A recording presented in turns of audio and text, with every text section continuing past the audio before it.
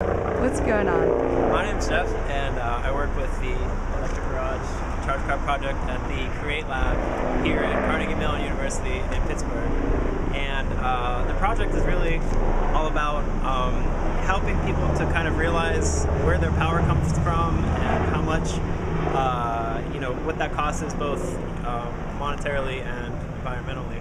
So we hope to build a community around that by converting gas cars to strictly electric cars and having people do their daily commute without using a single drop of gas, since most people's commutes are, depending on different urban areas, are very short. So if you want to follow me inside, we can Yeah, let's go check it check it out. out. So this is our test vehicle. It's a 2001 Scion XB, and we had a local garage remove all of the gas components, and then we replaced it with electric components. So we have two electric motors here that actually power the car. And when I say that it's a test vehicle, we're actually experimenting with batteries, supercapacitors, and regenerative braking. So right now in this car, they're all manual, which you can, if you come around here, you can see that we have a switch for all of them. We have a gauge for the super cap, and right now it's sort of manual, and that's the stick for regenerative braking at the bottom there.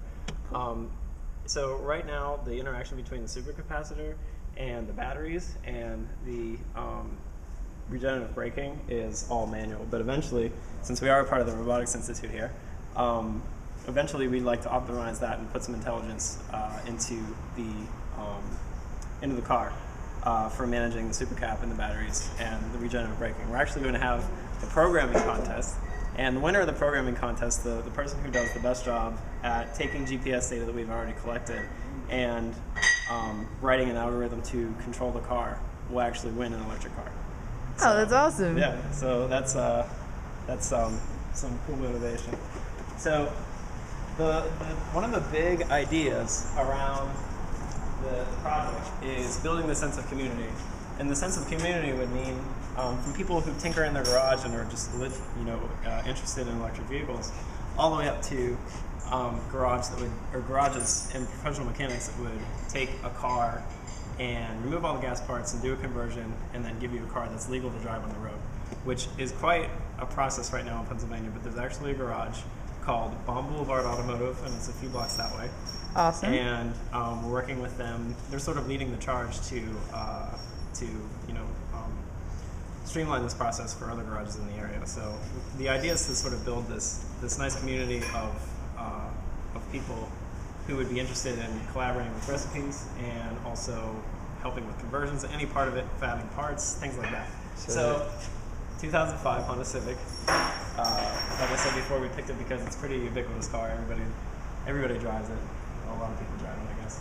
And so it's going to be our first recipe for community conversions. And if you come over, I'll show you a little more. It's not as exciting as the other vehicle.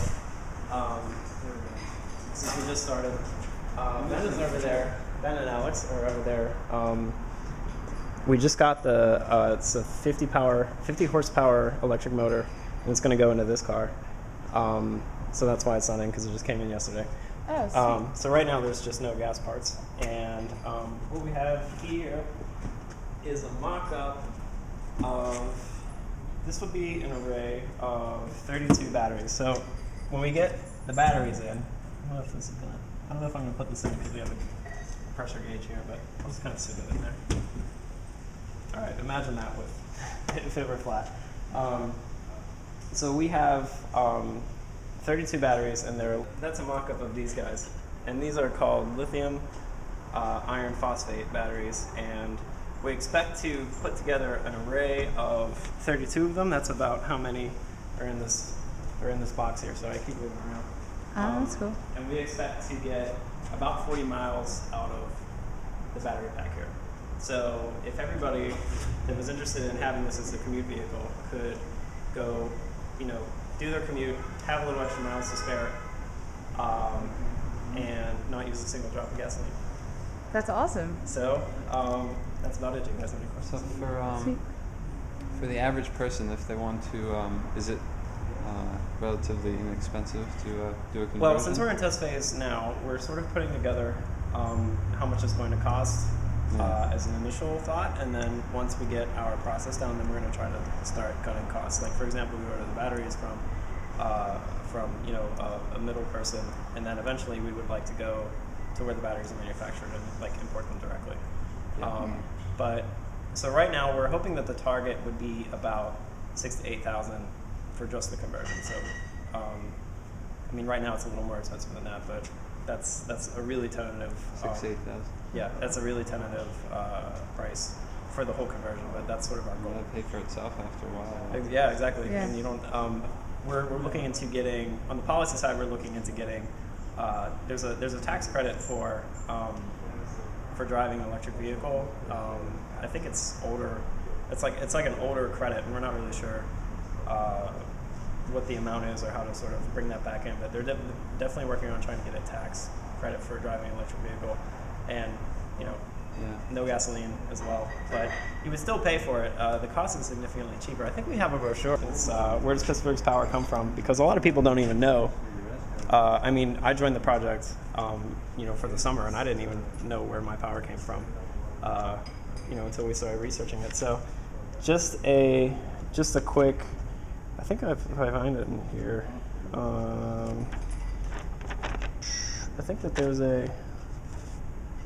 Yeah, so electricity from carbon-based fuels is responsible for a large amount. Coal combustion produces the great amounts of carbon dioxide emissions per unit of electricity, which is 2,249 pounds of carbon dioxide per megawatt hour. If we assume that our power comes entirely from coal, an electric car, about 4 miles to the kilowatt hour, produces only about half the carbon dioxide than an average gasoline car, about 25 miles a gallon does, not counting the gasoline. So that's another way that we'll be able to save money. So it's not completely free to drive because you have to power it somehow. But the power that, even though it's coal, the power that does come from the power plant is cheaper and uses less power in general. Reduces your carbon footprint in general. Is there somewhere on the car that basically you just plug it into an outlet, like AC? Yeah, so it's just AC power? Yeah, right there. That's 220 volt. And just plug it in. Wow. Sweet. So yeah, the batteries that we're actually testing here, they're just marine batteries and they're lead acid. Just to, like I said, sort of experiment with the interaction between the supercapacitor and the batteries and the regenerative braking. And these are just batteries that you can buy like at an automotive store. Yeah. And believe it or not, just with these batteries, you can go about 7 or 8 miles. That's awesome. And every Friday, except for the 4th of July weekend, we'll be having a community event here at the Electric Garage to sort of promote awareness and also sort of let people know, what we're doing here, and to, sort of facilitate this idea that, if we get the ball rolling, that community events could even happen at the garage, without our intervention. It could just be like a cool community place. That's awesome. That's about it. Sweet. That's a great way to create open space. Yeah, absolutely. Sweet. Well, thank you so much, Jeff. Thank you for having me. For more information on our project and to stay up to date with our community events and also to enter the programming competition, you can go to www.chargecar.org. Thanks.